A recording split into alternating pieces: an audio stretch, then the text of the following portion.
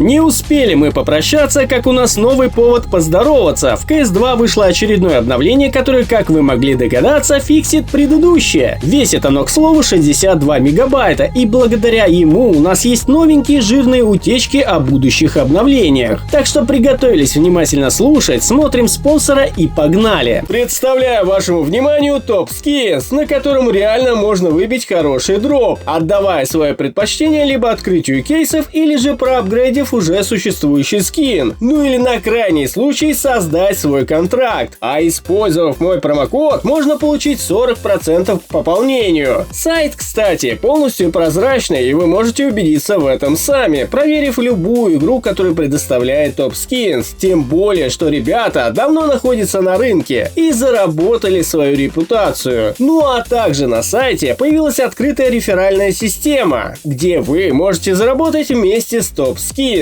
Так что не теряй времени и переходи по ссылке в описании. Да уж, видимо, эра CS2 это выпускать обновление и потом же его фиксить. С момента релиза игры в сентябре у нас было не меньше 3 таких случаев, что о многом нам говорит. Однако хочу заметить, что на такой большой объем работы разработчики в последнее время умудряются тщательно скрывать какие-либо утечки. Но, видимо, человеческий фактор все же допустил ошибку, и поэтому случился этот ролик. Но давайте для начала разберем же само обновление, ведь официального списка изменений у нас нет. Разработчики скорректировали текстуры некоторых наклеек, связанных с турниром. А если быть конкретным, то пофиксили прозрачность тех наклеек, которые они, видимо, пропустили, так как эти коллекции ранее в обновлениях уже корректировались. Далее, если вы помните, в прошлом обновлении мы получили немаленький список улучшений анимаций для персонажа. И дело в том, что сами анимации они как раз таки поправили, но, видимо, забыли внести корректировки в анимграф. Ну а для тех, кто не в курсе, данная штука в целом отвечает за поведение и проигрывание анимаций в зависимости от события в самой игре. И если в предыдущем обновлении разницу довольно сложно было заметить, то сейчас все иначе. Ну и наконец-таки сладенькие утечки будущих обновлений. Если вы помните, в конце прошлого ролика я говорил вам, что были замечены изменения в скрипте вкладки меню для разработчиков, в котором они тестят будущее обновление и экспериментируют с различными функциями. И, к сожалению, все свои наработки они удалили. Однако контрольная сумма данного файла изменилась, что доказывает нам, что с файлом они работали. А значит, они проводили какие-либо эксперименты, о которых мы бы не узнали, если бы не сегодняшнее обновление. Короче, были замечены изменения еще в одном файле, который связан со скриптом таблицы счета в игре. Оказывается, в прошлом обновлении разработчики забыли удалить комментарии и скрипты тестов именно в этом файле, из которого, собственно говоря, мы узнаем следующее. Разработчики размышляют о том, чтобы изменить вывод статистики в табе в соревновательном режиме, а конкретно заменить число убийств, количество смертей и помощи на что-то другое, или же вовсе расширить саму таблицу. Ведь если вы помните, в обновлении от 17 ноября они уже заменили эти значения в режиме бой насмерть, и походу это для эксперимента. Ну а далее, по всей видимости, они хотят либо улучшить внешний вид рангов, или же проработать улучшенный алгоритм для самой системы званий, так как для контрольной библиотеки и в принципе для теста они добавили скрипт фейкового ранга. Ранее еще в бета-тесте они часто использовали этот способ при создании уже привычного нам вида рангов. Ну а также в этом файле засветился и режим запретная зона. В коде он указан как survival и имеет свой параметр, который скрывает таблицу счетов конкретно для этого режима. Странно, что этот участок они не затирают и, скорее всего, по всей видимости, до сих пор используют. Кстати, есть маленькая вероятность, что сам режим может поменять свое название, но это не точно. Ну а в остальном по мелочи. Указаны некоторые баги в интерфейсе, о которых, как вы поняли, разработчики уже знают и ищут решение данных проблем. И так, скорее всего, со многими багами, которые отправляют пользователи. Так что знайте, они в курсе, ждем исправлений. И на этом у меня все. Всем огромнейшее спасибо за просмотр, всем пока и удачи!